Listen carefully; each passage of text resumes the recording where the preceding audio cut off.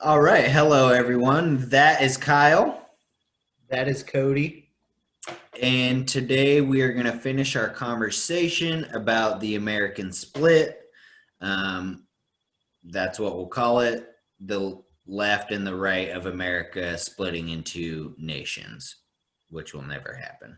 But we're going to talk about it anyways. Hey, man, we'll see. Cool. So we're going to start by talking about this article from older gentleman that Kyle and I are huge fans of. His name's Dennis Prager. You've probably heard of him. If you want some seriously awesome disinformation, go to PragerU and check out the videos there. So this article, he talks about how California is terrible and he lives there, and he starts by talking about how he was in Florida and it's an awesome Republican utopia where he's allowed to do anything and everything he wants during the pandemic. So that's why he loves it. I have this first thing highlighted. The left's claim to follow the science is a lie. The left does not follow science. It follows scientists it agrees with and dismisses all other scientists as anti-science. So I wanted to start here because he has a quote later about like gender stuff and science and how the left is also wrong there. And I'm really excited to get into it with you because we've talked about this kind of stuff. But real quick, just on this quote, what I'll say is he says the left doesn't follow science, it follows scientists it agrees with. When 90% of the scientific community is who the left agrees with, I'm okay with that, saying we follow science. You know, there's a quote in the very long article from a Pew Research article or a Pew Research poll. Something like 80% of Democrats believe man-made climate change is a thing, and only like 17% of Republicans believe that. But if you were to poll the general science community, roughly 90%, over 90%. What's really unfortunate about this is trusting and believing in scientific consensus can actually have serious implications. It's making me think of some frontline healthcare workers I know that are not multiple, really just one, that is refusing to get the COVID vaccination because they believe in hoaxes, I guess. I just don't understand, because it's like it was developed by doctors that you work for. And yeah, so I don't want to derail you totally, but I think that's a good point to make because, yeah, that's really what it's all about is scientific consensus. And sorry to like go that way, but it's the same thing with history. Like these people end up being ahistorical all the time. And they're like, oh no, this is just my version of history. And it's like, well, your version's wrong. Sorry. No, absolutely. Totally. And that's so just to kind of move along in the article, I agree with what you're saying. Is he talks about mass protests and stuff like that. And obviously the thing, so he talks about like anti-mask protests, and it's like, how do you not see the direct, how do you not understand that the fact that Black Lives Matter protests are filled with people wearing masks and anti-mask protests are filled with people not wearing masks? Like, And compares them. yeah, exactly. It's like, what? Yeah. It's sort of the whole, it's almost a non sequitur thing, but that's a thing I want to talk about later because, Okay. wow. Yeah. And so that's the thing is like he uses this epidemiologist Jennifer Nuzzo, her quote in like I won't get into it, but like if you guys want to read this article, find it. It's easy enough. The Sovietization of California Town Hall. Google it. You'll find it. But he uses her quote in like the exact worst context ever. So it's just like, okay, that's fun. So moving right along, you'll love this. Oh, God. Yep. Science does not say men give birth or men menstruate, but the left routinely argues that science says such things and that science says there are more than two sexes. Let Many me more. just, so like, Go ahead. if this was a reaction video where I was just doing it myself, I would literally just say trans men can give birth and trans men can menstruate. Yeah. Right. Thank you. So, because we Sorry, feel strongly. when you put a word in front of another word, it changes the definition of the second word, just like socialism or capitalism. Right. There's authoritarian socialism and there's democratic socialism. There's laissez-faire capitalism and crony capitalism. Exactly. All right. So let's talk about this real quick because we both have strong feelings about it. And I think I want to start here. Okay. Simple Google search. And I understand that if you are a fan of places like Parlor and InfoWars and stuff like that, you probably think that DuckDuckGo is what you should be using to search instead of Google. If that's how you feel, that's just fine. But if you use Google like 99% of the population on the planet Earth, and you believe Wikipedia because it's generally verified information. My favorite is this last sentence. Natural sex change in both directions has also been reported in mushroom corals.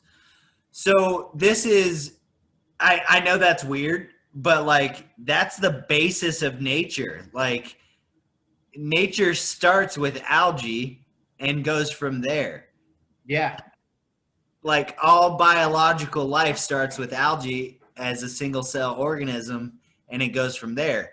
And that has asexual reproduction. What's interesting about this is you're talking about actual biological sex changing, and Yeah. like really comparing it to transgenderism is kind of a bit of a leap, I guess. The science is where I'm going for. You get what I'm saying? Yes, yes, exactly. Okay. It's only a leap when you look at it culturally. You're right. Exactly. Oh, but yeah, okay. So we'll get, yeah, there's an interesting thing I have to show about that as well. This is not what I want to show. Yeah, I had a whole thing about the culture divide that we can talk about. This is the next one that I wanted to show in this because this is not a meme, but shows how being trans is natural and not a choice. And so, like, this I really like because. Yeah, So, can you zoom in? Yeah, I don't want to like be all up in this. I can barely see it. Sorry. I wish I could see it better. I'm zoomed up to 250. Then I'll just get all up in it.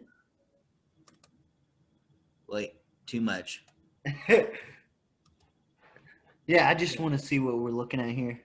So normal feminization on the right, it shows signal production, estrogen coming out, and the signal receptor is normal and healthy. So production and receptor are both healthy. Whoa. And that creates, down here you'll see cisgender female. Uh-huh. Transgender male can happen through either of these processes or scenarios. Insufficient production. So the production is lower, right? and the receptor's fine, but it doesn't matter because it's not getting enough estrogen. Uh-huh. And then the opposite. The production is just fine of estrogen, but the receptor is insufficient for taking in the amount of estrogen needed to create a cisgender female. This is honestly like really awesome to see because pretty much every argument I've ever made about gender issues was culturally based, and this is just like hard science. And that's why I am so happy to have Yeah. to be going into being a science teacher. That's why I found this information today. Yeah, you need to share this with me. Okay. Yeah, I'll keep it open. I won't close this one. I like So then I'm glad you liked it. This is a cool, awesome real life example. That right there is a female lion. So that's a lioness. dude. So scientists have long known that homosexuality and bisexuality are common in the animal world, but we now have a prime example of how gender presentation isn't necessarily fixed either. So like that's the other thing is like there are a lot of species of birds that go back and forth with their gender presentation as well. And it's like I get it, we're more complex than birds. Exactly. That's what I was saying. It's like we're not lions, you know.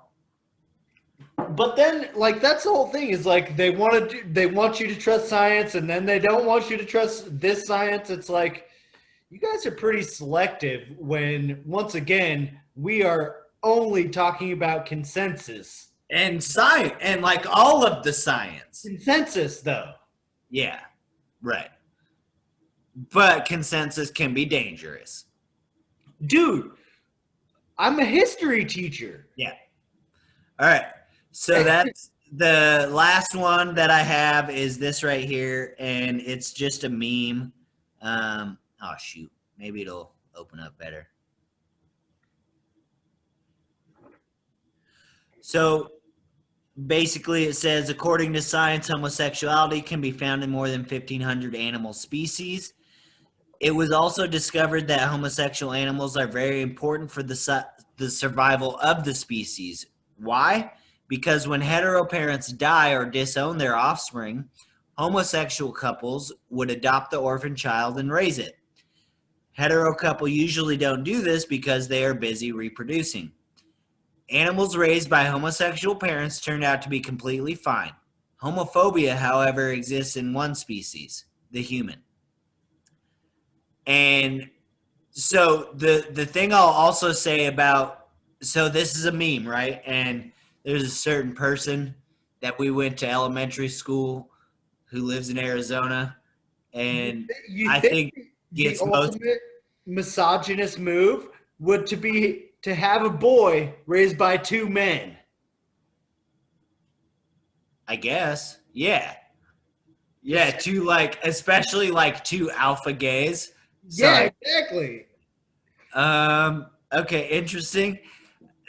The reason I was gonna say that this meme has a little bit of scientific, not validity, but value, I guess, is it says they are busy reproducing.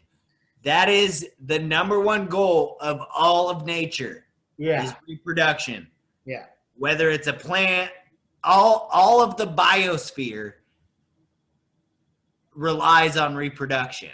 That that's the goal too. It's not just relies on, like it relies on, and it is also the goal. Like it's all of it. Yeah, exactly. And that's a very science forward thought, in my opinion.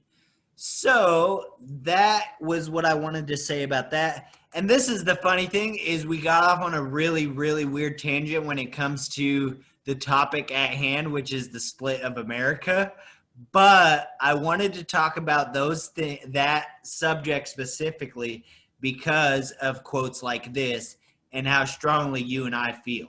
Well, no, in the article we're going to talk about later, they, I don't know what pronoun they have, whatever, the person who wrote it says a bunch of different things where it's like, oh, you either believe climate change is an existential crisis or you think that it's a fabricated hoax. And then she talks about a bunch of different like diametric opinions, and it's the same thing. It's what you're talking about. Gender issues, like for some horrible reason, have become extremely politicized. And yeah, like I said, like I just said, I find that extremely unfortunate. Right, and that's the unfortunate part about you saying to heavyweights that you want to talk about food or culture or anything, and he says that you can't do that without it being politicized, and it's like, can we not? But Yeah. so before we move on, I actually wanted to say this. So this guy, I think this is a trans person. Yeah. So it's funny because I showed this comment to Danielle, and this person literally contradicts themselves within their Like, comment. I'm sorry, but like, if you know anything about chemistry or like neuropsychology at all, Yeah, then that's simple science. What it just exactly, it's not junk science. Like, dude, seriously, you have to know like that's like base neuropsychology. yeah. So, anyways, this person contradicts themselves because they say, well, they're very not for the science, but then down here they say something that very much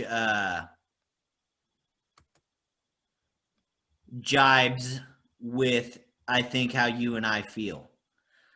Being transgender is natural, not because of a brain scan or a study or anything else, but because there are so many of us who are this way, no matter the cause, chemical, genetic, environmental, or otherwise. Yeah, exactly. Right? Pretty spot on after calling that argument junk science, because it's like, well, it's not junk science, but this sentence is spot on. Yeah, it's crazy because It's the same person that said well, it. he's acknowledging the sociological aspect, basically. Like that's what's really going on. Is like, yes, environmental, exactly. So that's really, and yes, you're right. It's totally contradictory. It's like, wait, what? Because sociology is a science. However, he wants to explain transgenderism through the lens of multiple sciences: biology, neuropsychology, and sociology. Yep. Those are the three things: what, and environment. I don't know what the first two were, but yeah.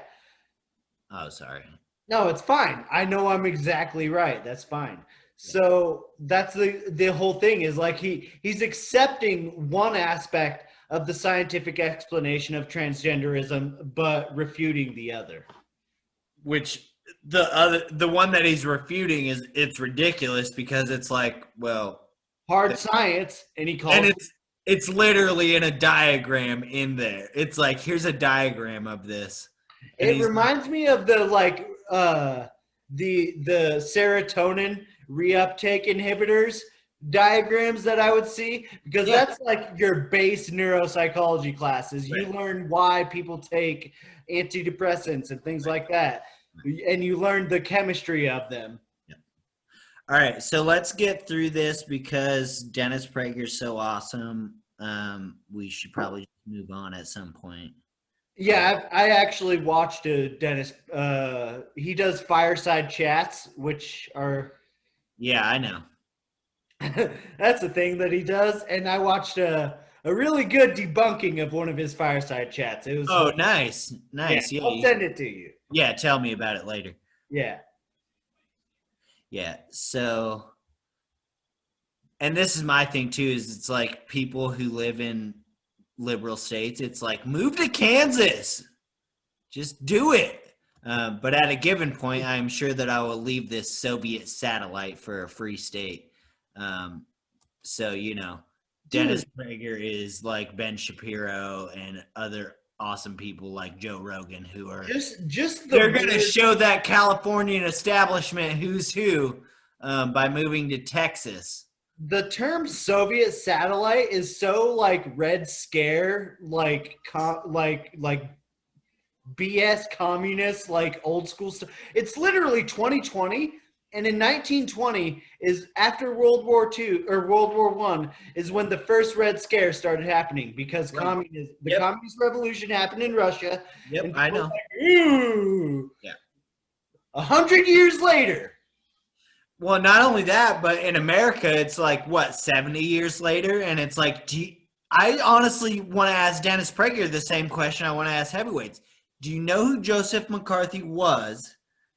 Do you know why he has a claim to fame or whatever, or why he has notoriety?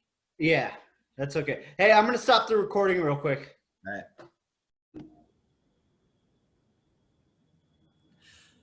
So we are going to pick up on this article, another town hall article. We're moving on from the Dennis Prager one. The first thing regarding the national split, or whatever you want to call it, in this article, the first quote that I want to take a look at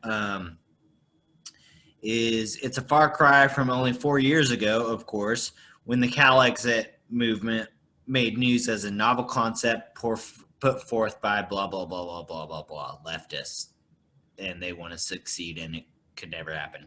So that's the actual thing that we were talking about, is if there's any state that could actually secede from the union, it'd be California.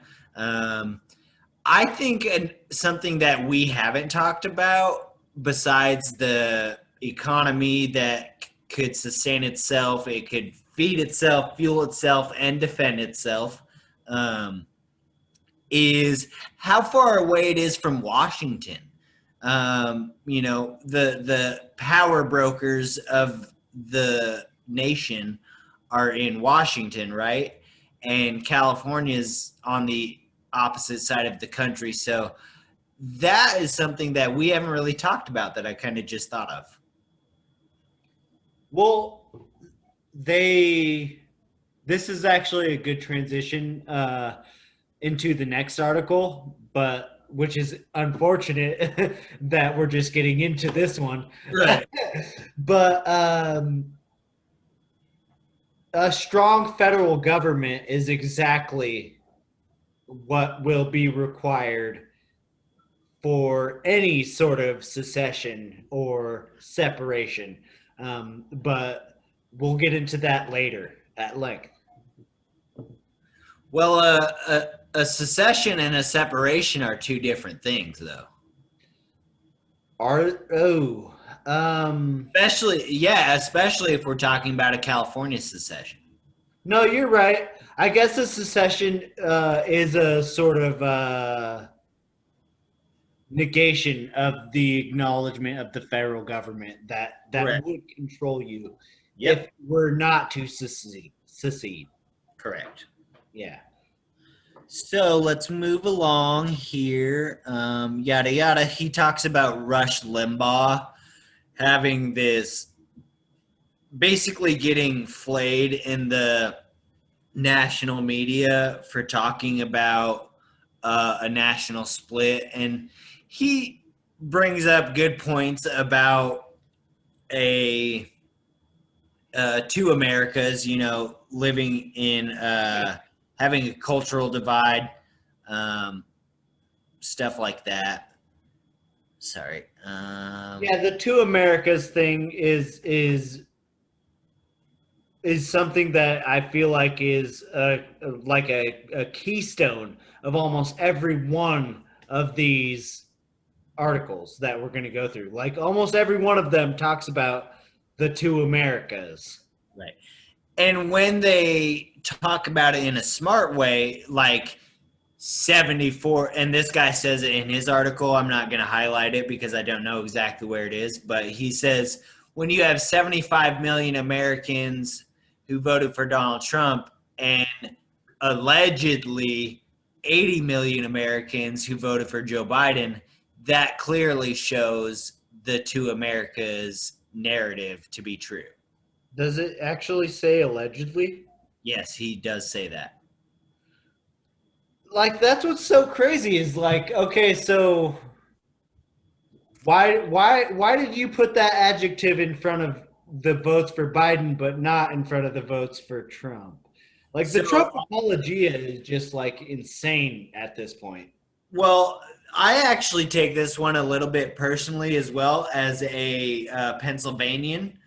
Is we are accused of being a state that is just rife with election mishandling, fraud, whatever you want to call it, that didn't happen. And the three cases in Pennsylvania that have been prosecuted and proven to be true of election fraud voted for Donald Trump. This is anecdotal evidence, but I know of a specific case where a guy voted for his deceased mother. So when the right talks about dead people voting, it's Republicans that Yeah. got prosecuted for it in the state of Pennsylvania. It's literally like the dude got prosecuted in the court of law for voting for his dead mother for Donald Trump. That's a pretty sweet little anecdote. It's there's the cool thing about it is there's no arguing against it. It's like public record. So that's the whole thing. But then I guess like the supporters are like, oh, so we should just let dead people vote, and it's like, no, we shouldn't. But we're saying that the dead people that voted didn't even vote for Biden. Like, what are you trying to prove here? Right. You're walking backwards on an escalator. Oh, that's good. Yeah. So anyway, I should highlight it. This is something that I actually have advocated for in our previous part 1 of this video is instead of the Civil War, think of the Velvet Divorce of the Czechs and Slovaks. And then he talks about how Slovaks do this different, or Czechoslovakia became Slovakia and the Czech Republic. And they have a prosperous relationship as Western liberal democracies. That's another thing that I actually is kind of tangenty for me is that people are like, oh, this isn't a democracy. This is a constitutional republic. It's like, okay, that's fair. But what is it that we try to spread throughout the world? Capitalism? Democracy. I'm sorry. No, you're right. Capitalism is the thing that actually happens. But the idea of America being great and our reaching out to the world and, spreading democracy is an American virtue. Am I wrong or? No, you're not wrong, but like this is where I get on like the other side where I'm just like, yeah, but it's not what's happening at all. Or Okay. like even the people in power like know that they're lying. Like they know that they're not, dude. This is what's so funny about the global war on communism is like capitalism won. Literally every time a communist revolution would be stirring or start to happen, guess what would happen? We would intervene, either like legitimately in a war sense, like in Vietnam, or like covertly in Nicaragua, where they were having a communist revolution, and Right. it was quelled by the CIA. Like this is, yeah, I get it. Like the idea is we're spreading democracy across the globe, but that's just an idea. And the fact of the matter is we've spread capitalism across the globe. And you can even see that when economies like China have become incredibly privatized because we live in what? Global capitalism. So what I would say is it's modern colonialism. Do you agree? That's what you're talking about. Or imperialism, like, yeah, it's like colonial imperial. Well, no, because there's no emperor. You're right. Right, exactly. That's why it's not imperialism. Yeah. Yeah, no, definitely. Like, yeah, a form of modern colonialism, especially considering like places like Puerto Rico or Guam. Exactly. So American territories that are just like what? um so shoot, there was something that can you stop recording? Yep. Well, hold All right. on. Here we go. So, real quick off of that, what I wanted to say is about like capitalism being the globally dominant system. And you obviously see that in China with, I forget what they're called, they're like economic free zones or capitalist free or capitalist allowing zones or something like that. But there are dozens across China. I think Shanghai is one of them. Beijing is probably one of them. The big cities in China allow capitalism. And I wish I had highlighted or shown or found it in the Dennis Prager article previously because he talks about that in Vietnam. And he's like, Yeah. Vietnam was this war and it was terrible for America, this, that, and the other. And the fact that Vietnam has capitalism proves that communism is a failure. And it's just like, what? So the other thing is like the country that has experienced the most economic growth in the last 30 years is literally the only like remaining communist Is it nation. China? Like them in Russia. Yeah, China. China has experienced the most economic growth in the last 30 years. Like way more than America. That's it. That's actually not interesting. And that's the thing is like, sorry, but like from The Office where Oscar and Michael are arguing about China, Oscar, this is like, 15 years ago at this point, but Oscar's like, is China's economy growing fast? Absolutely. But it's still like 90% agrarian. And that has changed. Yes, 100%. They manufacturing, like, and honestly, I don't even know if at that point that Oscar was correct. Yeah, it's close. Or it would be close. The Really? time. You think 15 years ago China's economy was 90% agrarian? I absolutely don't. Oh, I also don't know if that's what Oscar said in it. Oh He yeah, okay. might have said majority, not 90% or something. So Totally. there's one last quote that I wanted to look at in this article.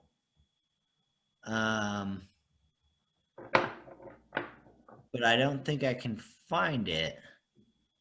That's unfortunate, and I'm sorry. That's all right.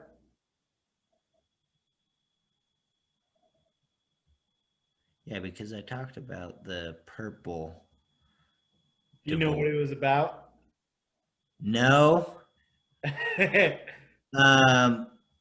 Oh, yeah, it's in the middle of this paragraph. That's why. Again, I'm sorry. You're fine. I'll just do the whole sentence. It's a long one. Such talk is treason now, don't you know? Not because they ever had any respect for America's borders and the freedom residing therein, but because they need producers, taxpayers, serfs to work their newfound socialist utopia. Dude, oh my. Yeah. The level of delusion is just, it gets breathtaking, right? Yeah. I said So, that in the previous video. I don't know how you read all this. yeah, exactly. I don't either. And it's crazy because I have a pretty generally sunny disposition still. Am I right? Yeah. No, I'm no, pretty you confident. definitely are right there. Yes. Yeah. Anger is a secondary emotion, and it often is not necessary. Yeah. Before we move on to the long article, there's this thing that I wanted to share after reviewing town hall articles, because it's like Dennis Prager and this guy are MAGA guys. They are Donald Trump, Donald Trump, Donald Trump. Even after January 6th, I support Donald Trump. He should be the political kingmaker for the Republican Party until he dies. Political kingmaker. I really like that. So I'm going to just preface this, and I thought that I would actually end looking at this piece of information with this line. But if you want to make America great again, vote Democrat. Allow me to show you why. In control. So, this has an excellent breakdown graphically of who has controlled the House and the Senate for the last 120 years. Do we care about McKinley? Yeah, Teddy obviously is your homie, blah, blah, blah, blah, blah. Yeah, I'm gonna have a problem with this right out the gate because of party switches and all that. Oh, I kind of agree with you, but at the same time, let me, let me say what I'm going to say, and then you react, I guess. I'm sorry. Maybe I should have said that at the end. No. I don't. Okay, go ahead. So when they say "Make America Great Again," that's the first question is, what era are you talking about? The 30s, the 40s, the 50s, the 60s, the 70s, the 80s. What is great again? If it's not great right now. You literally just only brought up the 20th century. Also, Thank you. No, that's all I want to talk about. Kyle, do you think that the MAGA crowd is like, I think we should live in 1840 and go back to that? Okay, form? so I'm just gonna say this because of what I watched earlier during this Dennis Prager takedown or whatever. This guy was like, he was talking about fireside chats. And he's like, this is basically what it's like if a plantation owner could sit down every week and tell you about what he thinks is wrong with America. And it's like, yes, I actually think there is a small subsect of conservatives that are so far gone that they would actually be the kind of people who support slavery. So yeah, that's the only reason I brought that up. I'm sorry it's kind of a tangent, but yes, I think there are some people who are like, let's take it back to 1840, baby. Thank you for acknowledging the tangential nature of that comment. And I agree with you. Like, it's not that what I'm talking about is that most MAGA people are like, yeah, let's live in the 50s before the civil rights movement. Okay. Sorry. I mean, right? Probably. Yes, that is probably more likely than the MAGA supporters that want to go back even 100 years before that. So another thing that's kind of happening right now is like we have these really two large parties. Like they're about equal in size, and for like what I'm about to show in just data proves that Republicans were the minority party for decades. And by minority party, I don't mean for African Americans, people of color, and stuff like that. By minority party, I mean the party that did not control the House or Senate. Yeah, numbers. I know. I just wanted to clarify. Yeah, numbers, not race. Got it. Dude, what I'm about to show you, I looked at this earlier and I was like, whoa, it's even like crazier than I thought. So Herbert Hoover was like one of the worst presidents ever, in my opinion. And his second Congress was 217 to 217 in the House, and a 1-seat majority for Republicans in the Senate. It's like what we have now. Yeah. No.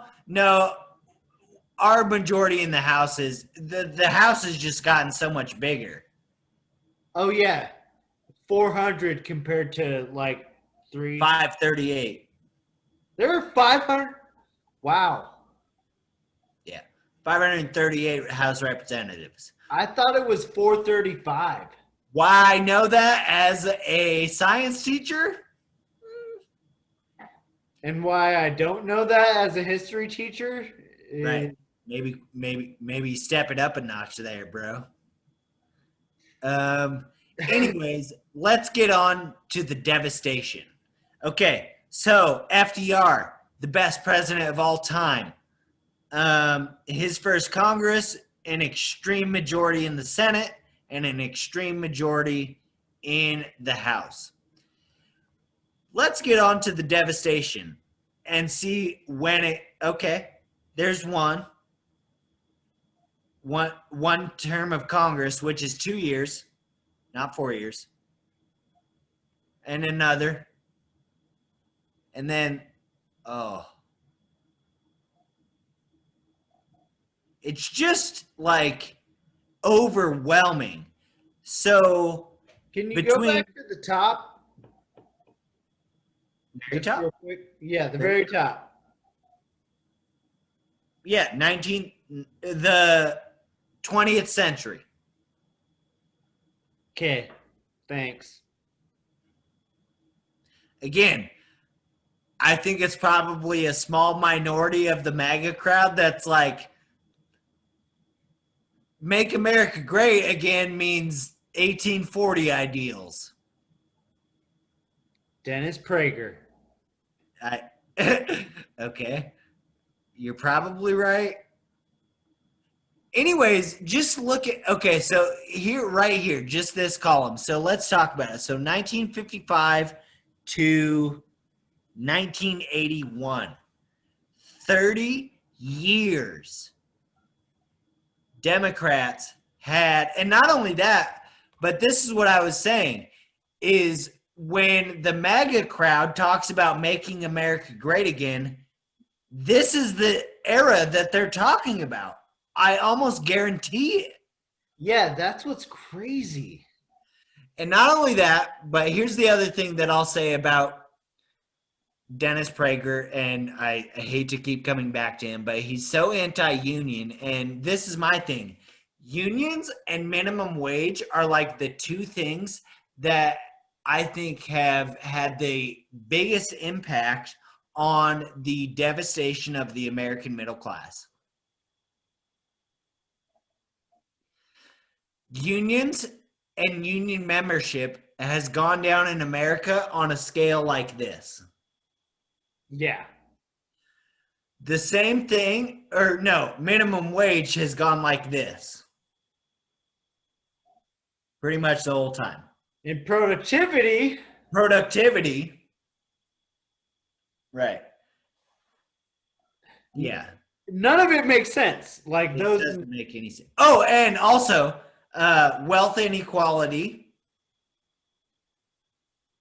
And in my opinion, actually, I'm sorry I didn't say this because this is the single most largest factor for the desecration of the American middle class, and it started in the 80s.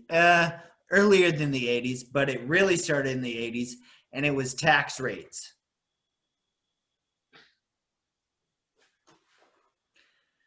The amount of taxes that wealthy people actually used to pay is what they should be paying now.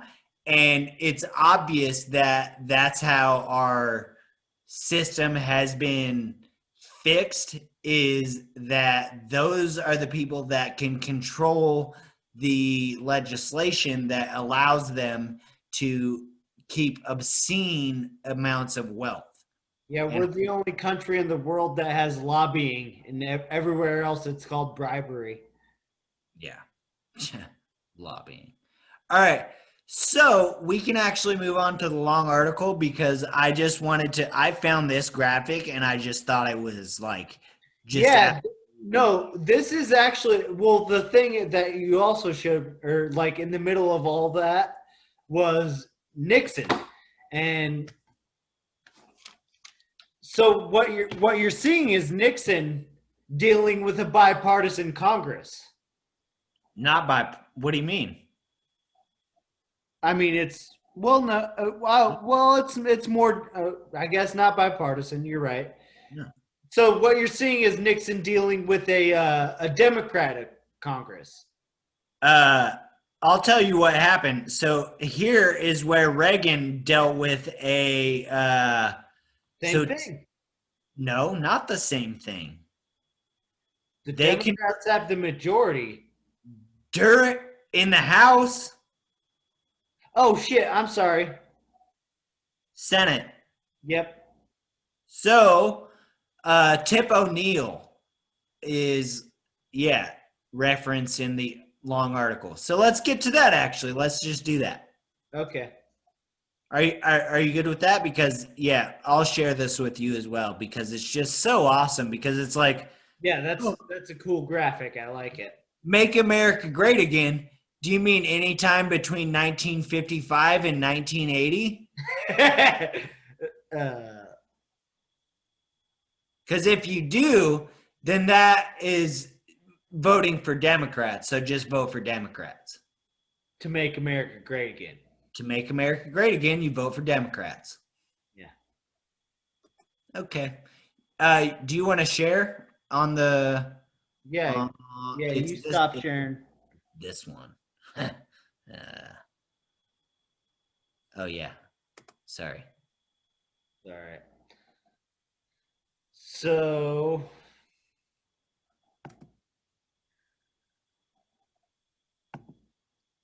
this article is also about the separation.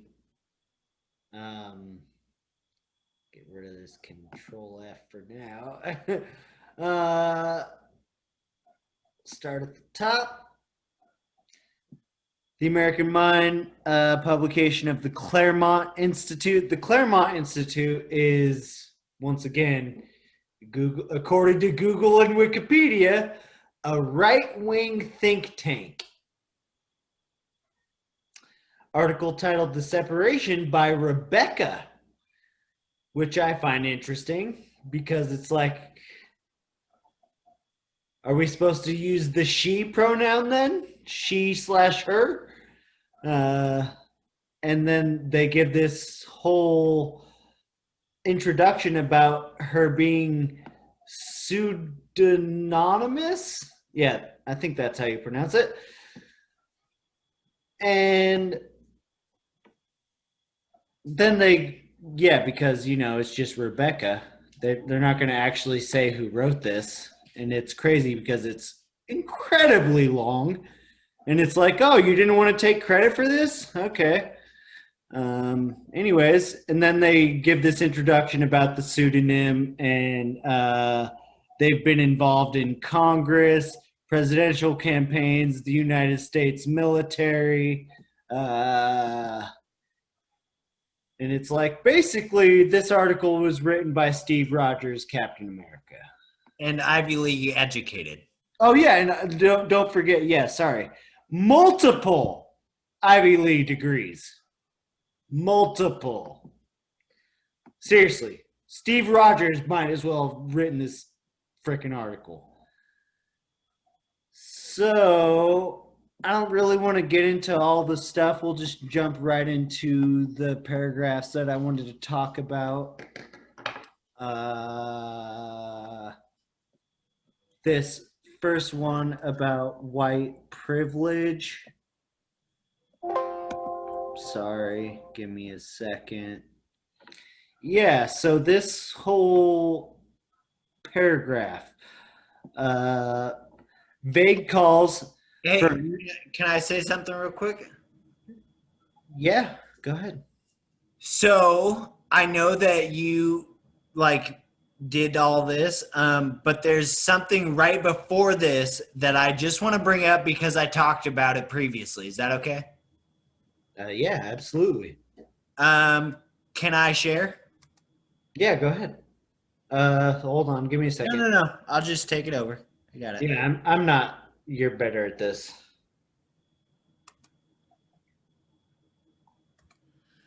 So right here, and I'm not going to highlight it because I have something else highlighted. Among respondents with high science knowledge, and I love this. Rebecca puts quotes around high science knowledge from Pew because high science knowledge has to be, subjective, right? Pew found 89% of Democrats and 17% of Republicans think human activity contributes a great deal to climate change. Policy aside, well under half of Democrats and Republicans believe they share other values and goals. I'm just going to keep going. Experts say partisanship can be healthy, but hyperpartisanship poisonous. In 1960, 5% of Republicans and 4% of Democrats did not want their children to marry across party lines. Today, a majority of both hold this view. So, real quick, what I want to say is that means the parents that were voting for Kennedy or Nixon in 1960, they were 5 and 4%, and now it's crazy. And I'll just be honest with you. I have an 11-year-old, and I'm going to tell him to try to date a rich girl, but God forbid she's conservative. Sorry. No, that's fine. Yeah. That's unfortunate. The partisanship. Hold on, I gotta stop real quick. All right, so let's continue on this article. Give me a second. You were going to finish a thought about the line that starts with policy and talks about values. Yeah, so policy aside, well under half of Democrats and Republicans believe they share other values and goals. This relates to a later paragraph, and it's really talking. A main point in this article is about how this person thinks that the division that is occurring in America is because of values, and I'm just not entirely sure I agree with that. So the sentence I thought was interesting was he foresaw that a lack of shared foundational values would lead to unresolvable conflicts between fragmented communities within what had once been one nation. So this is entirely contradictory to what they say later in the article, where it's like, oh, we can continue to be one nation under one federal government, but we need to split, we need to separate. And it's like, okay, then why would you say this? Why would you say a term like unresolvable conflicts? Exactly. And the whole shared foundational values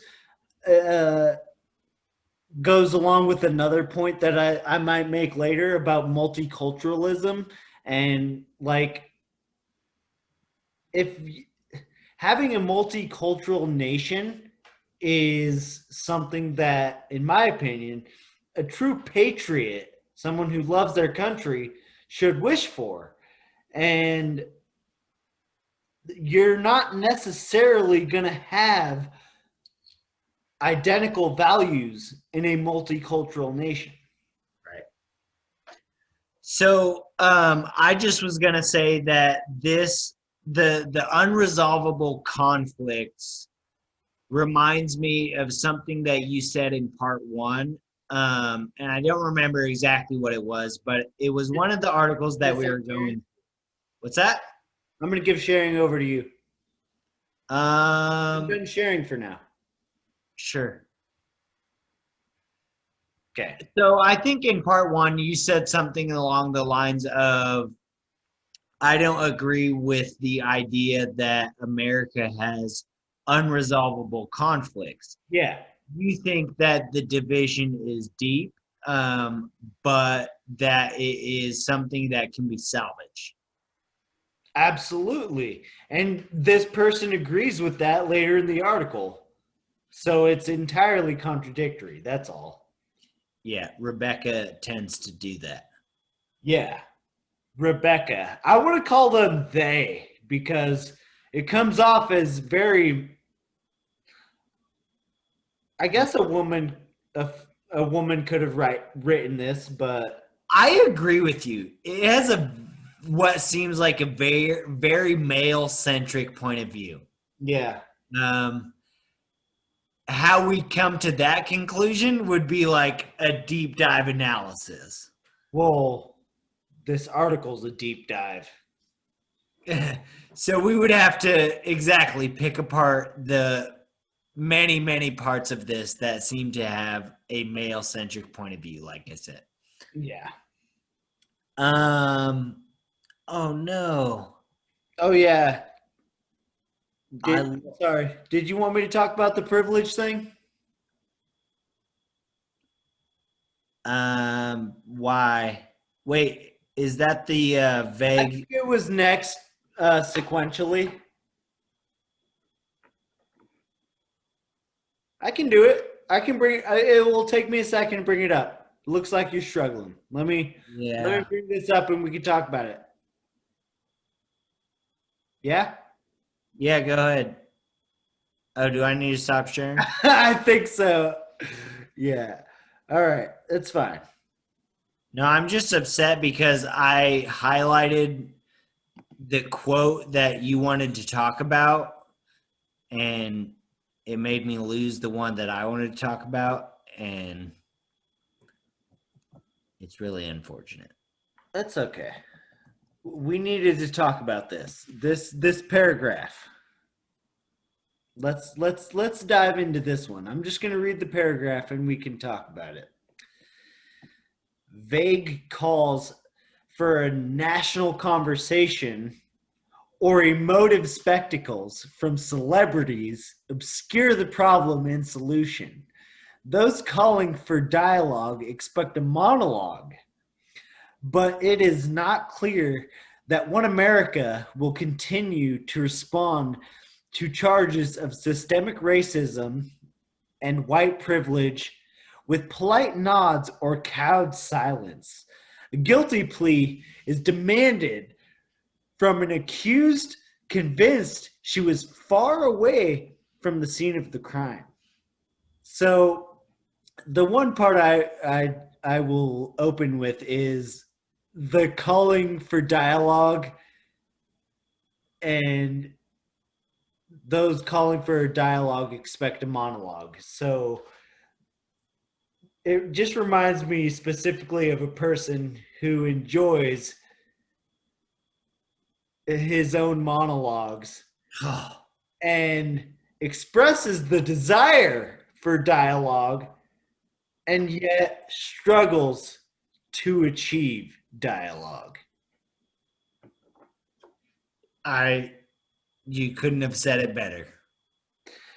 What else do you want to say about this paragraph?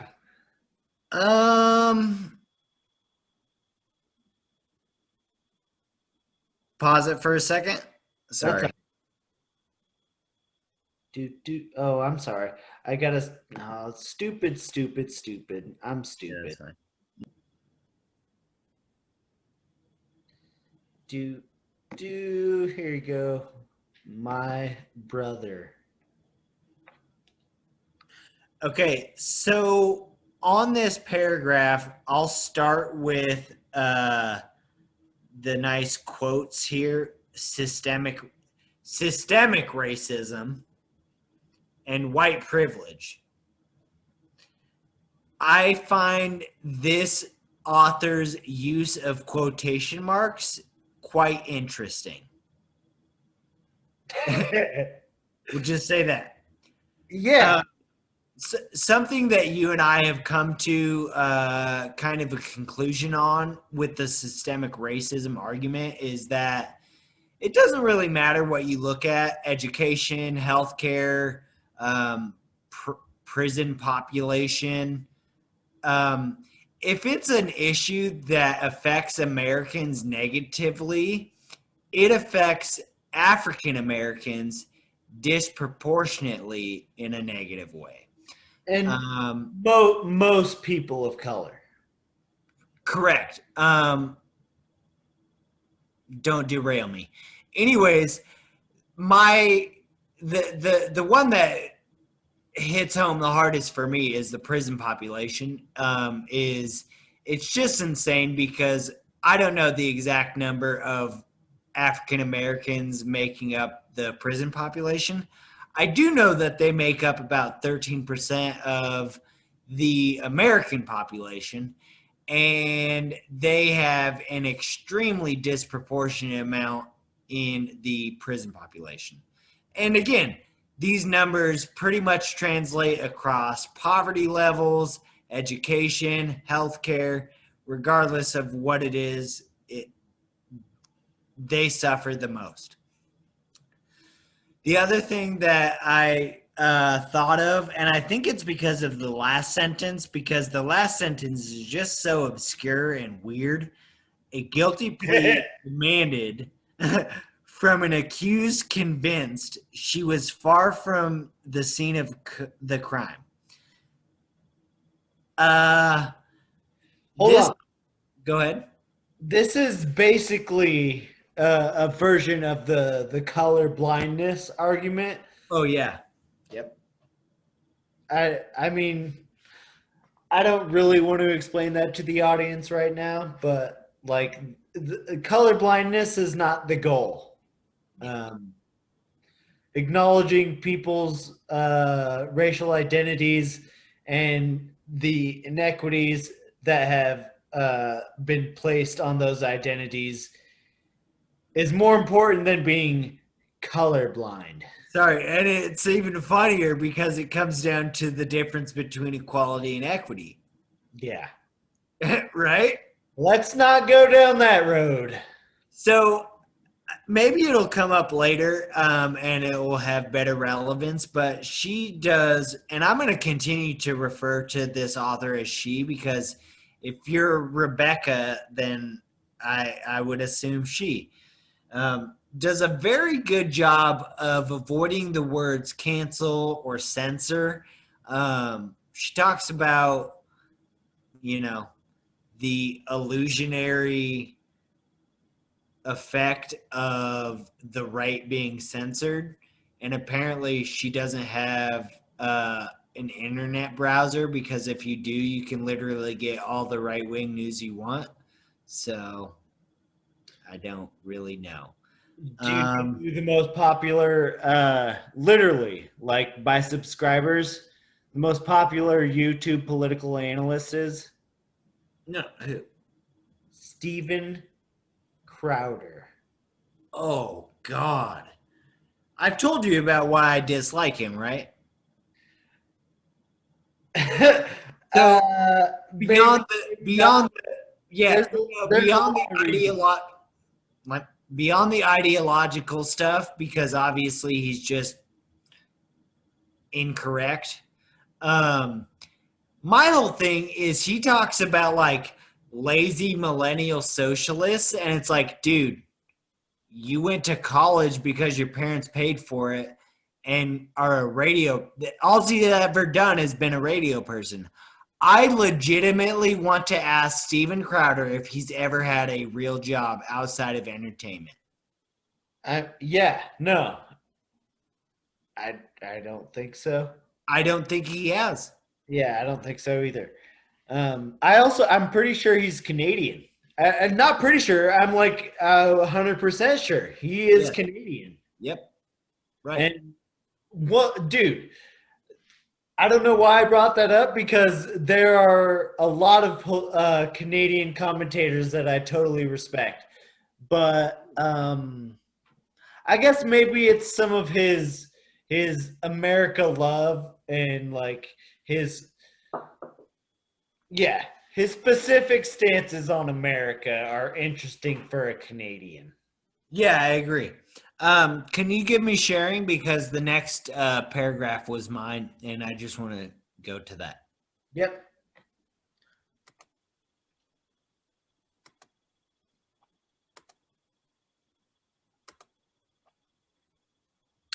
So we talked previously about how apparently this is Steve Rogers who wrote this article.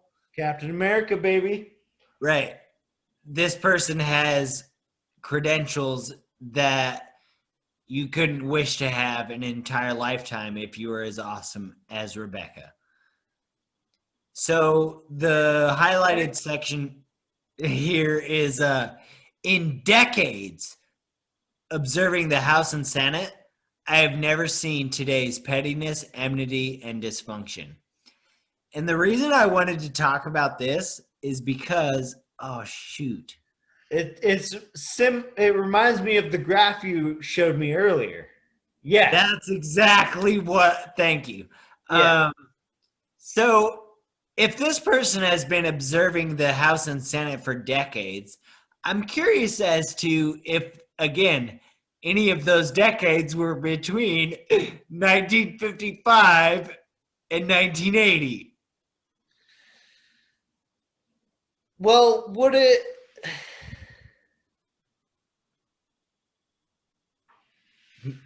Does she kind of make a point here in saying that, like, what we were talking about is how it was kind of working before? No. So actually, there are multiple things. Again, self-contradictory. So yes, she does make a point of she thinks, as I do actually, that America is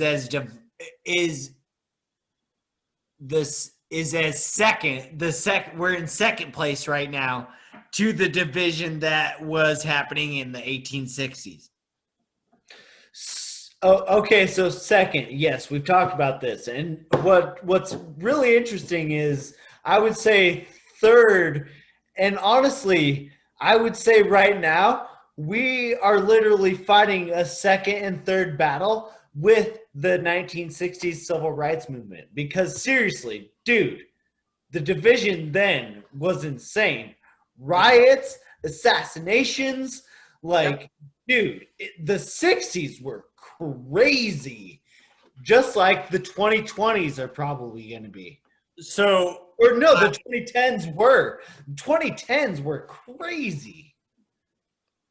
Because I would rather not just like seem like a slanderous person who's slandering this author and saying that she's self-contradictory without proving it. So this right here, she talks about, so I've never seen today's pettiness, enmity, or dysfunction. So later, towards the end, she talks about how the Constitution is performing as intended. That's literally contradictory to this sentence. Am I right? Exactly. It's like, wait, so is it working or is it not working? You're talking out of both sides of your mouth. Yeah. So, entirely. Yeah. That's the point that she makes, is one that I somewhat agree with, is we are at a point of turmoil and dysfunction and division that has only been paralleled prior to the Civil War. Well, and like I just said, the 1960s civil rights movement. Okay. And I guess I should probably do a little bit more research on that. Detroit, LA, like Florida, like it was happening all over the place. Alabama was crazy. California. Yeah. Okay. Do you want to share again? Yeah, no, there's only one more thing I wanted to share about this article. Did you have more? Dude, I mean, yeah, I could scroll through it, but yeah, go ahead and share yours, and then maybe we'll take a break and I'll come back to some stuff. Okay, you need to stop. Oh yeah, that's fine. I'm gonna stop recording. You're gonna share first. Sorry. Are you gonna share? Are you gonna share? Yeah. Okay, go ahead. Okay. Yeah, so this is the next paragraph I want to talk about, but I mean, it's basically just the nonsensical statement about progressivism, and that is the progressive movement, old and new, harnesses majoritarianism to expert administration to achieve its positivist goals.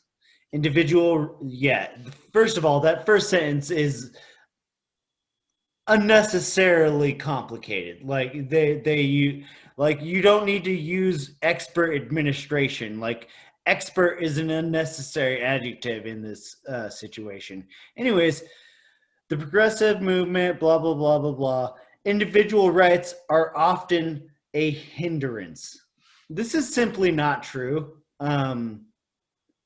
No progressive policies have been proven or shown to hinder individual rights.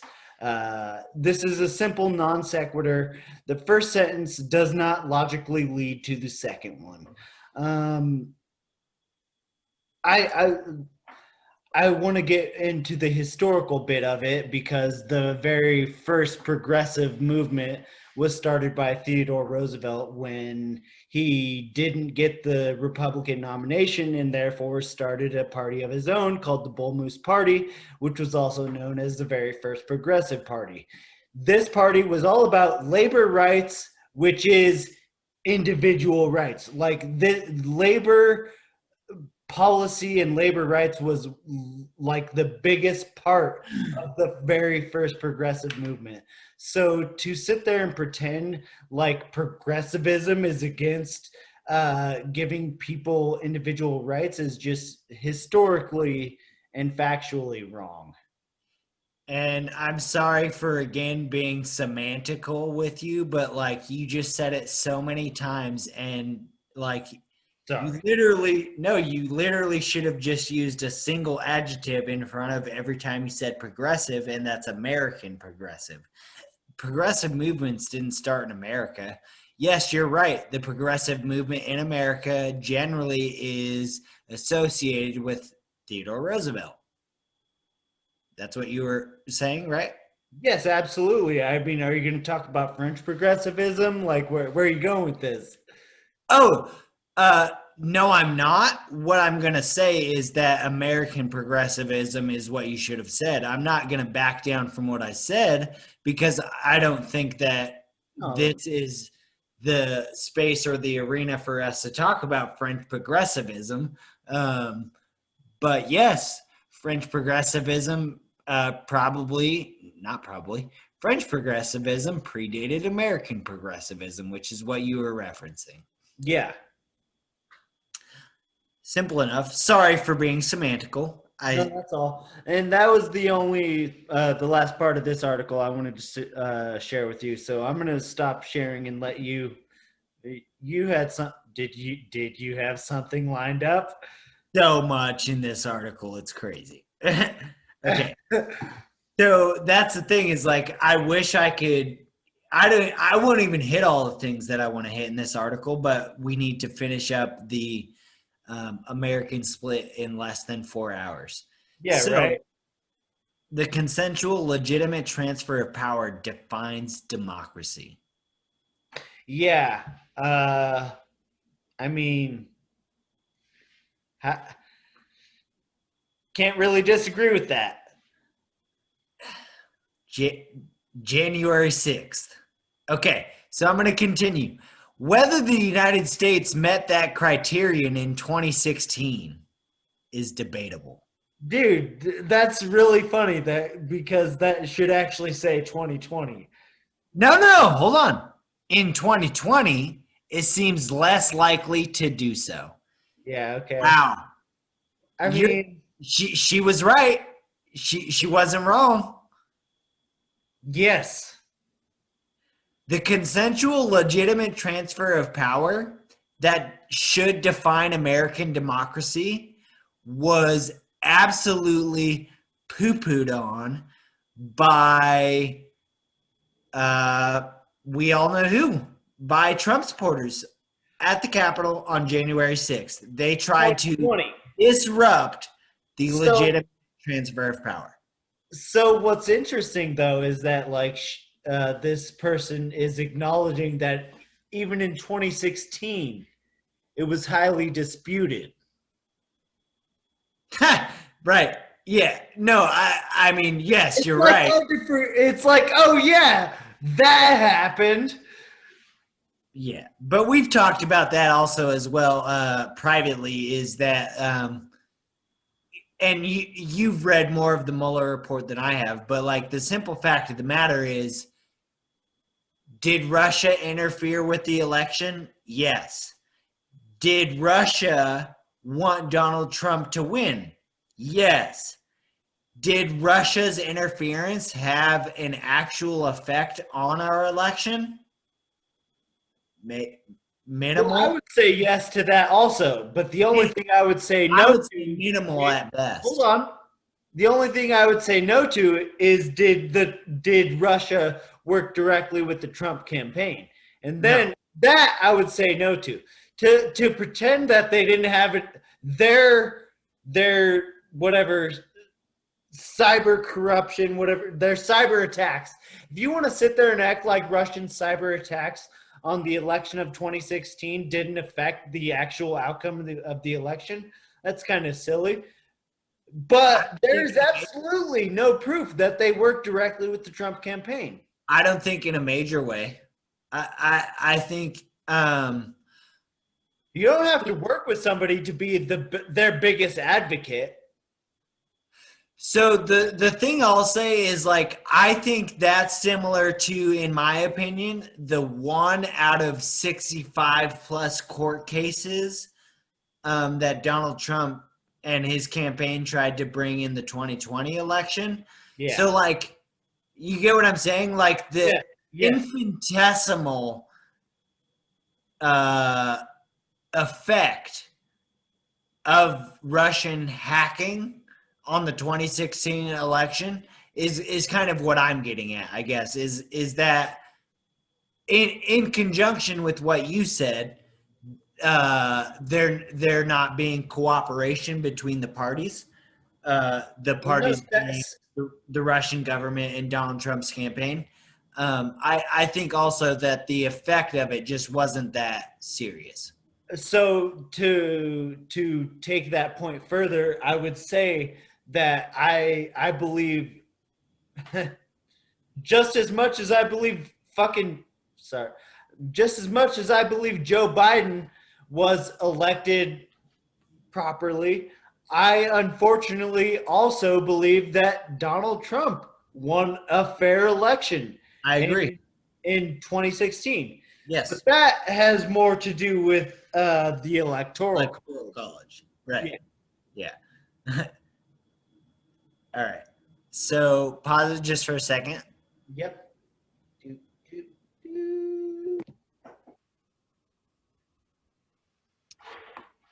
So again, just to remind us of how smart this person is, she uses Greek in this sentence. So, Latin. Oh, Latin, sorry. Yeah, I meant Latin.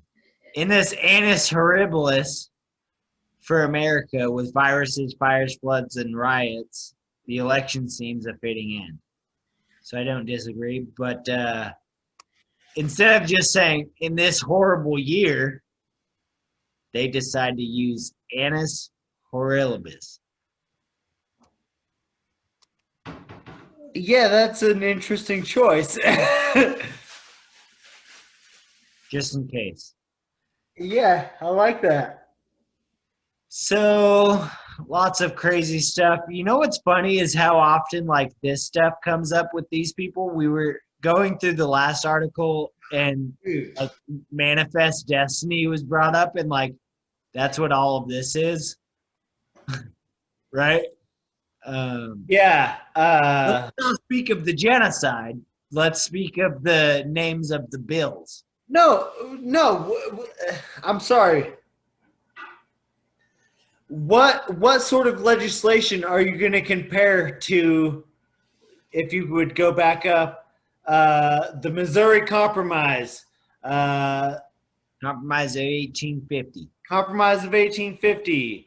Yeah, all of those pieces of legislation that happened before the Civil War, like tons and tons. Kansas-Nebraska Act. That was in like yeah.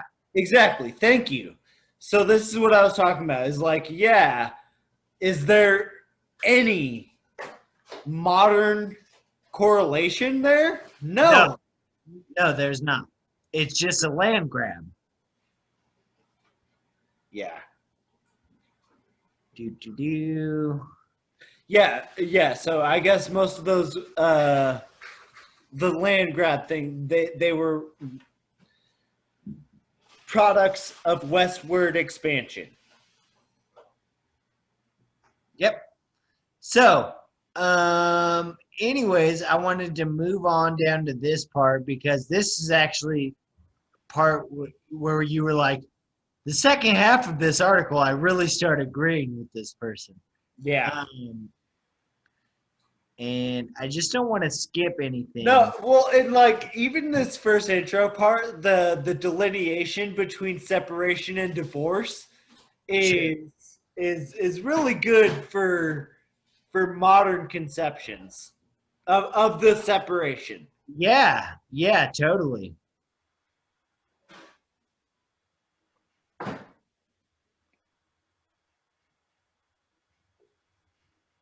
Yeah. So I'll just say something real quick about this. Seriously, the fact that like I just highlight this and I'm like, as a Republican, can you not stress this idea to your fellow Republicans who call themselves originalists? Do you know what that is or what they are? I have an idea. Yeah, so they think of themselves as having a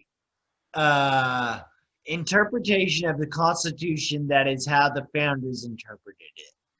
Yeah, this is exactly the same. Like this person does this a lot. They repeat the same points like multiple times. And she says this later where it's like the Constitution was meant to be changed. It was designed to be changed. It wasn't designed to be observed as like a relic. Hence why I changed my highlighted section to what it is now. Change was not an affront, it was their expectation. Exactly. She says this multiple times. The Constitution has been amended 27 times and is itself a course correction from the Articles of Confederation, which they stole from the Iroquois. The course correction is a really good point that she brings up later in the Convention of States. Yep. And you said this, not a relic to be worshipped. I told you. Yeah. This article is hefty, but I've read most of it. But now we get into what I really like, and I'm going to just go for it.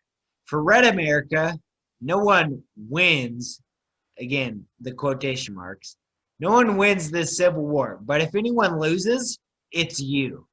Your base is older, less educated, poorer, and barely growing. You accuse the left of living in a dream world, but you are waiting for Ronald Reagan to come back. The voters who will determine America's future have never heard of Ronald Reagan and do not care to learn. Go ahead. Why is wins in quotation but loses is not? Oh my, yes, exactly. Exactly. The selective use of quotation marks is something we already talked about. And it's just, it's interesting. It's like, oh, so Steve Rogers was a Republican? Yeah. Oh, yeah, exactly. Yeah. Okay. Keep Do you going. have Sorry. anything else you wanted to say about that? No, and actually, I'll just keep going. Both sides think their ideas will prevail. How are yours doing? America has steadily become less religious and patriotic as the scope and power of government increase. Respect for the national anthem is optional, but BLM is mandatory in corporations, sports leagues, and schools across the nation. Seriously, could this person be more right wing and like just blatantly partisan? Keep going. Okay. Sorry.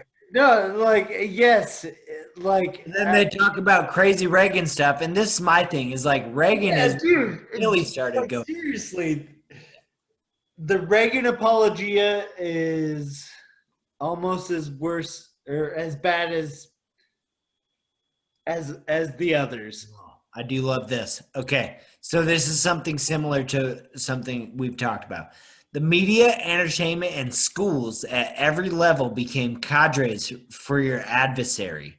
Social media, the medium of our times, pays the smartest people in the world to secretly turn you blue. You didn't oppose all of this, you paid for it. Exactly. Get off Facebook. You know, it's really crazy. Do you know it's actually been proven that Facebook is like um more saturated with conservative viewpoints? Yeah, that's how the algorithm works. No. Okay. Wait. Well, but that would be the opposite of what they. So the algorithm works. Wait. I thought the algorithm worked in that you get what you algorithms are essentially social or echo chambers created by social media. Well, no, they're supposed to show you what is controversial to you. Okay. So the opposite viewpoint? I mean, yes.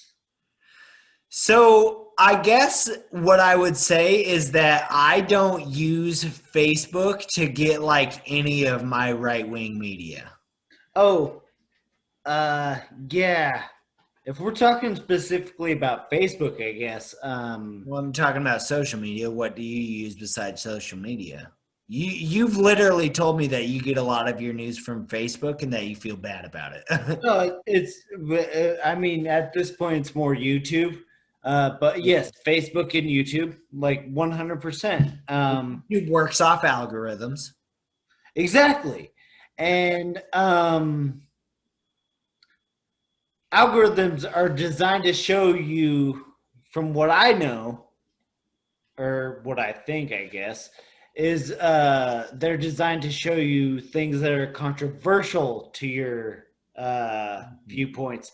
Not that I guess the echo chamber thing is like the other side of the argument, but like I follow tons of like lefty Facebook and YouTubers, Right. and I still get tons of independent right wing people. So yeah, So just to like move we talked about earlier. Sorry, Steven Crowder, Ben Shapiro, all these guys. Like I don't know how they show up in my feed all the time, but they do. Okay. And I'll say this, Charlie Kirk is the one I see the most. Oh wow. Yeah.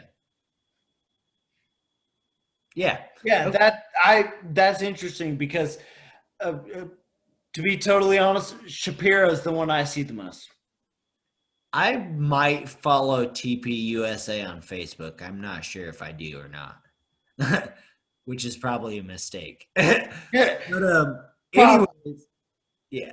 So let's get back to it. Sorry. yeah, exactly. So this kind of final paragraph is all very interesting, and we could break it apart. But like, repair places where you can regain your strength, build communities, institutions that support the spiritual, rights-oriented, limited government of the founding.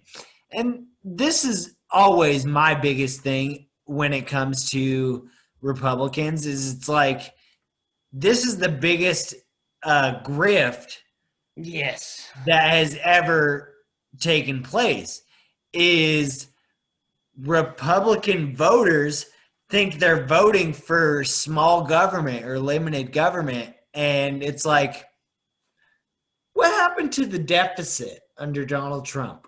Well, no, seriously, one of the biggest expansions of the federal government in the last like 30, 40 years happened under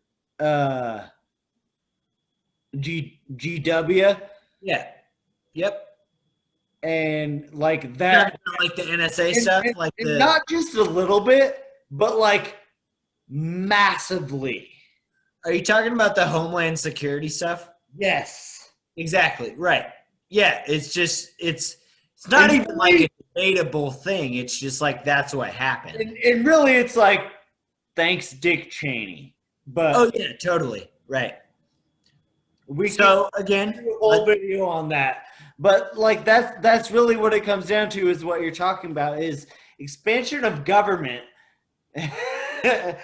Like it happens no matter what. It doesn't matter who's no. And we've actually talked about this, and I will say this time and time again because it is historically true that Ronald Reagan did have a considerable amount of policies that at least targeted the reduction of the federal government, and a lot of them succeeded. Like you could actually say that Ronald Reagan reduced the federal government. Like, so I hate to admit that, but it's true. There's a similar argument for Donald Trump, and I hate to make it, but it's mostly deregulation. It's deregulation. Oh. And the tax. I hate how right you are right now. Yeah. The tax cut and deregulation. So what's really funny about a lot of them were environmental. And did you know, or like you probably know, historically, once again, Nixon, who I have literally just, I badmouthed multiple times, is one of the most conservationist presidents we've had since Teddy Roosevelt. So right, since Teddy. Okay, let's move on. Because this is where we really start agreeing again with this author. For Blue America, you have the momentum. You are winning the strategic battle. You have marched through the institutions and are closing on ideological hegemony. I'm going to stop real quick because the one thing I wanted to say about ideological hegemony is that's essentially what was achieved through the 30 years of Congress being controlled by Democrats. That was ideological hegemony that created all of the best times in America. Yeah. Okay. Your enemies are in general retreat, but advances have roused your opponent, and the easy victories are in the past. They now feel Silicon Valley constricting their political oxygen.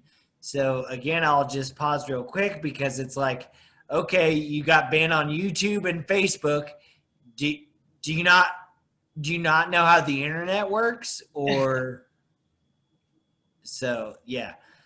No, this is what's funny is do you know that Donald Trump created the office of the former president? Oh yeah, right. It's like a business office he created down in Florida. Yeah, it's ridiculous. Sorry. For some time their leaders seem there, and this is where this person proves that like you are very partisan. You have zero desire to act like you're on the left because you refer to their leaders seem uninspired, complacent. He's probably talking about like John, not yeah, like No, yeah, John Kerry and just the word there is yeah, literally all you need to know to realize that this is partisan. Like that's it. yep. So again with the quotation marks. So you also hear the clock ticking. Can you wait for victory? Your agenda is pressing. Common sense, gun laws, protecting abortion rights, a real carbon policy, and universal health care. My question is, why aren't the quotation marks around universal health care or protecting or real? Or abortion rights? No. I was doing the thing before. So it's gun laws, abortion rights, carbon policy, and healthcare. So why isn't there quotation marks around protecting, real, and universal? Yeah. Okay. So defending the folks with guns, senators, and justices will demand time you don't have. Okay. So again, every Democrat I know owns a gun. I'm just so sick and tired of this false narrative. Yeah, you raising your hand because you're a Democrat who owns a gun? Yeah, me too. I have multiple. My Smith & Wesson 9mm is probably my favorite. It's an awesome gun. It comes with No, twin 16-round magazines. we've talked about this. We have pretty much the same gun. I have a Smith and Oh Wesson yeah, 9mm. It's literally my favorite gun too. I fucking love that gun. awesome gun. And I will vote for a Democrat, vote blue, no matter who, every single time. Yeah. Senators is the worst system of, and that's also something that we'll probably miss later that I want to talk about, is she says that one of the constitutional amendments that should take place at the Convention of States is for senators to return to being elected by state legislatures. Oh, And it's like, oh, so you hate democracy. wait. Really? That's a point made in this article? Yes. And then That's yeah. no, a word that was in a paragraph that you said or that you had highlighted earlier was majoritarianism. And I just wanted to be like, you mean democracy? Yes, exactly. That word was in the set or the Yep. that word was in the non sequitur that I pointed out. Like And it I is forgot. absolutely a non sequitur if you know anything about what progressivism is or the progressive movement. So yeah, both historically and presently.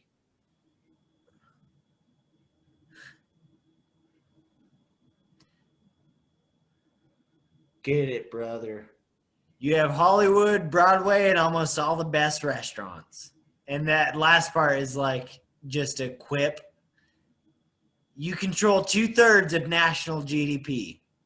Yeah, that's right.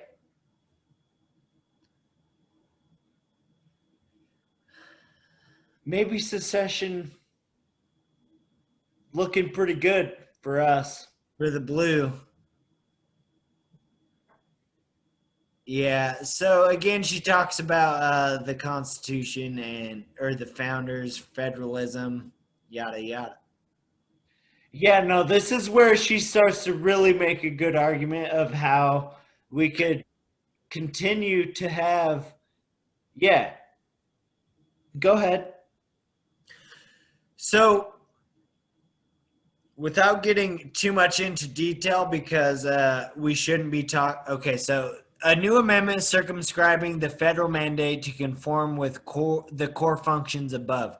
She talks about the core functions being three things: Yeah, taxing power, military and foreign policy. exactly, and the Treasury is in charge of the taxing power and what it uses with said taxes. This is where I'm sorry. This is where I get all about it. It's like, yes, like literally just make the federal government in charge of those three things and then let the states do whatever the hell they want.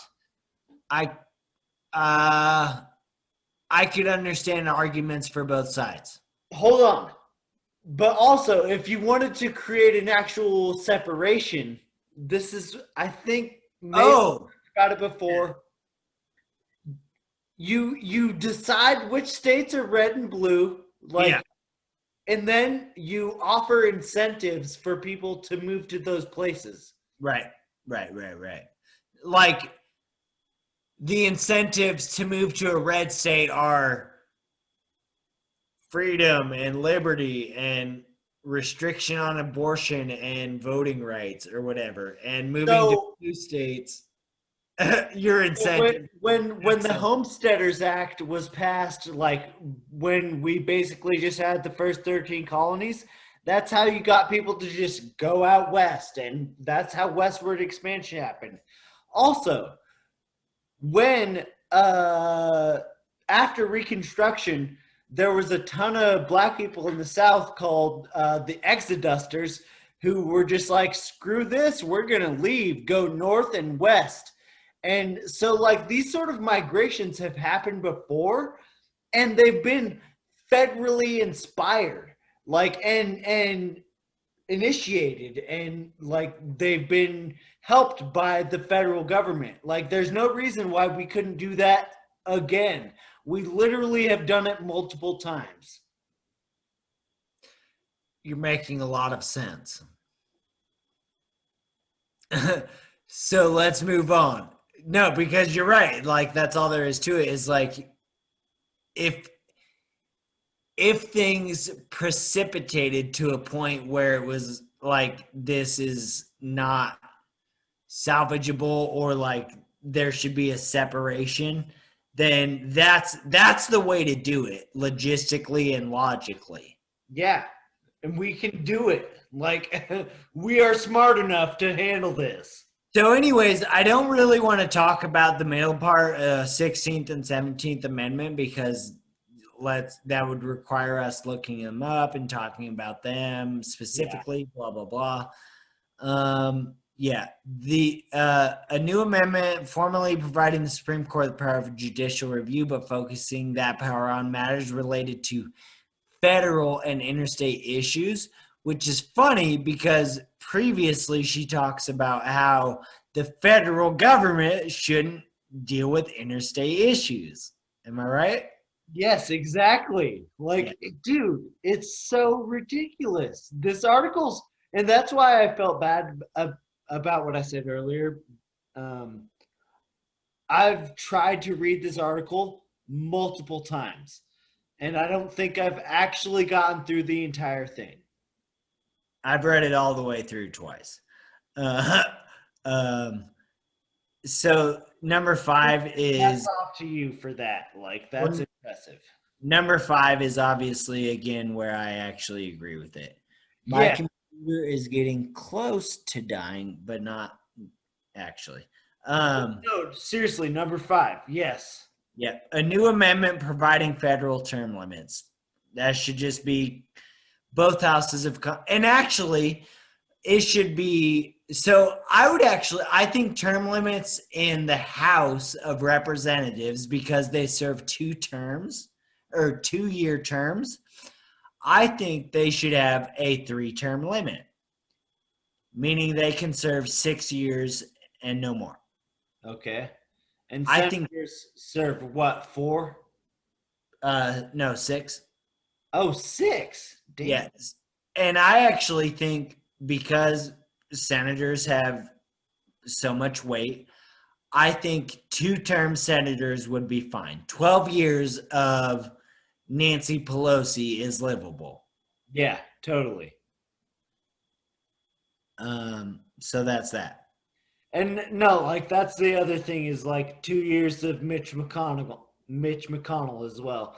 Because yeah, I get really exhausted with all these people who love to hate uh people like Pelosi and Schumer from the left. And it's like, Yep. do you not know which side you're on? Yeah. Mitch McConnell's like the worst person. I've literally thought, like, if I lived in Kentucky, I just might kill myself because my senators are Rand Paul and Mitch McConnell. Oh, oh, that's good. That was good. All right, what do you got? Are you almost done with this one? No, yes, we're almost done, obviously. The thing that I wanted to bring up that she makes a really good quote about it, or she has a really good line about it, and that's the inseparable geographical mixing of uh the states. Oh yeah. Yeah. Basically this idea of like, hey, let's let the federal government take a step back and let states do their thing. Well, what's Dude, also really no, funny, no, hold on. She acts like the division is only on a national level. but she also like as much as she wants to give more power to the states, she wants the Fed to be more powerful in its Overall designated capacities. ability to No, supersede. no, it's designated capacities as outlined by the Constitution, which I hate to be like that Constitution guy because once again, she said like it should be changed. But that is the whole thing. Like there are articles and pieces of the Constitution that can allow for the changes that we're talking about. Like we don't necessarily need to become a new country. We can just divide ourselves differently. Yeah. Well, and like that goes to arguments, or I guess kind of viewpoints that I've expressed earlier in this conversation about the Soviet split is like, Yes. yeah, No, that's a really good example because cultural regions in America exist. dude, and also like geographically, like a lot of the Soviet split had to do with geography, and ours could go the same way. But what I will say is we would need, especially for states like Pennsylvania, we would need some kind of system that you kind of previously mentioned where it's like, hey, you live in fucking Harrisburg, Pennsylvania, and you are a Donald Trump supporter even after January 6th, and you think that that was a rightful show of force from people who were fed up with the establishment. Um, but the fact of the matter is, you live in a state where 3 million people in your state voted for Joe Biden, and that makes your state a blue state.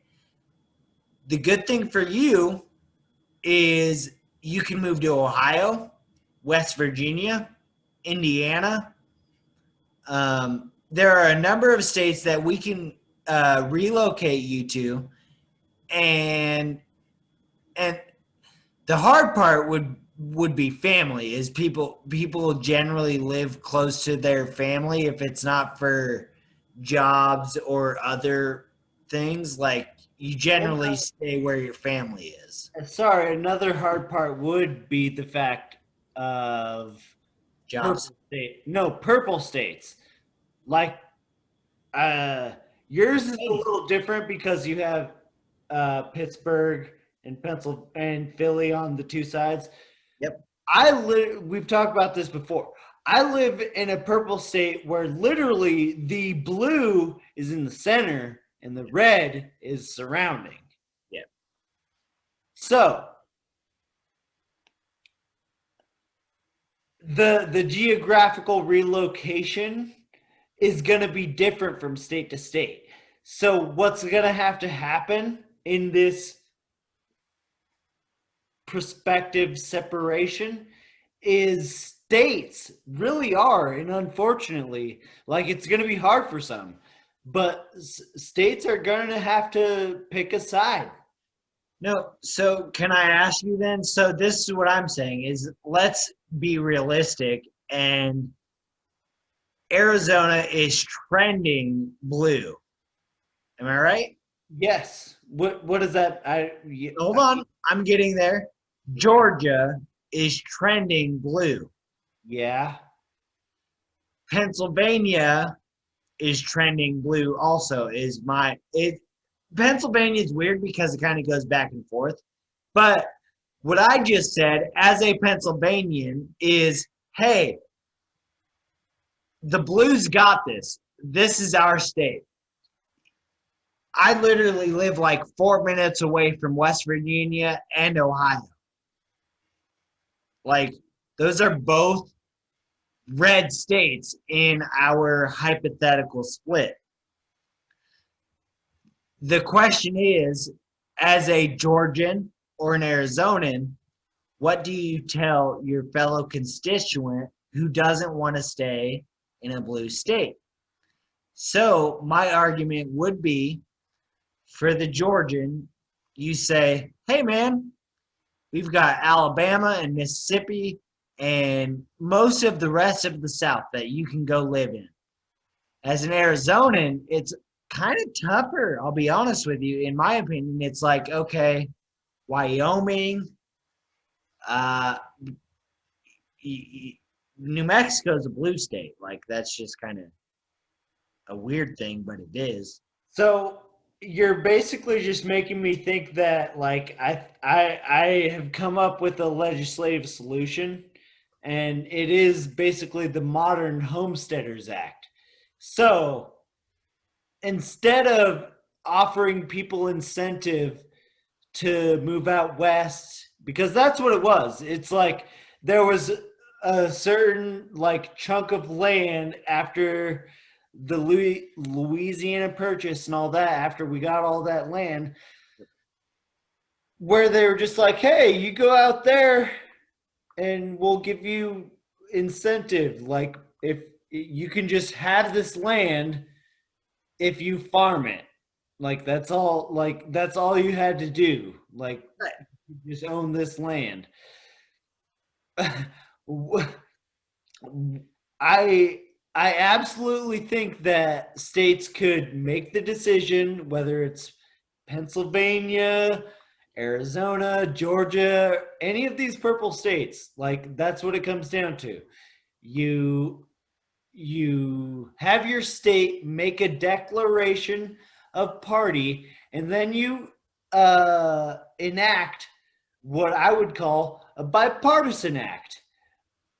Like the Homesteader Act, it just gives people incentive to move. Like, if they need money to move, or if they have decided that they're part of a particular party affiliation, give them the money to move to the nearest state with that party affiliation if it's different from the state that they currently live in. And the only thing that I would bring up, because I talked about it previously, is the family thing. what you're talking about. Because like you and I guess it's not really an issue because you give money to everyone who wants to move, but like that's the thing is like you would have to give money to like this person who has a wife and their kids and they want to move their family unit from Arizona to Wyoming. Let's just say that. Actually, let's go with Pennsylvania to Ohio. That's easy. Hold on. I have a good anecdote. We have an aunt, great aunt. I don't know. I want to try not to name names, but she's a vehement Trump supporter, and we have a cousin who is most definitely not. The cousin, I'll just say his name, Charlie. So, oh yeah, shit. Think about that situation. No, that's a good example of family. Is like, so say Indiana, and this is good because Charlie could be anybody. So say Indiana declared itself a red state. Charlie would be offered incentive to move to the nearest blue state financially. Illinois. Do you think that he would take that opportunity or stay with his family in the red state? Tough question. Don't know. Yeah, right? Yeah. That's a good one. Seeing that might be a thing that where the American like Charlie might be like, I don't want a separation.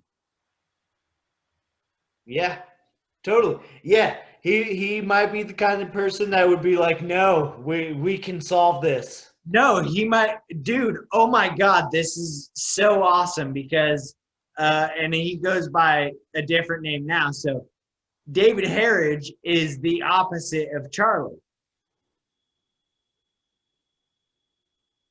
Oh yeah, yes, exactly. He would probably go to Idaho like immediately. If he could live by a lake. Does he like to wakeboard or like, yeah? Yeah, David's all about his boat. He owns his, and snowmobiles, surprisingly. David has snowmobiles and rides those the twice that it snows in Washington every year. Snowmobiles are cool. I agree. It's just like, how often do you get to use it? All right, are we done with this one?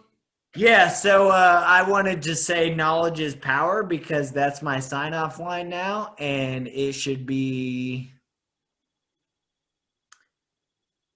taken seriously by everyone because okay. Say it. Yeah, I just said it. Well, it would be a good sign-off line if I stopped recording after you said it. Oh, okay. Knowledge is power.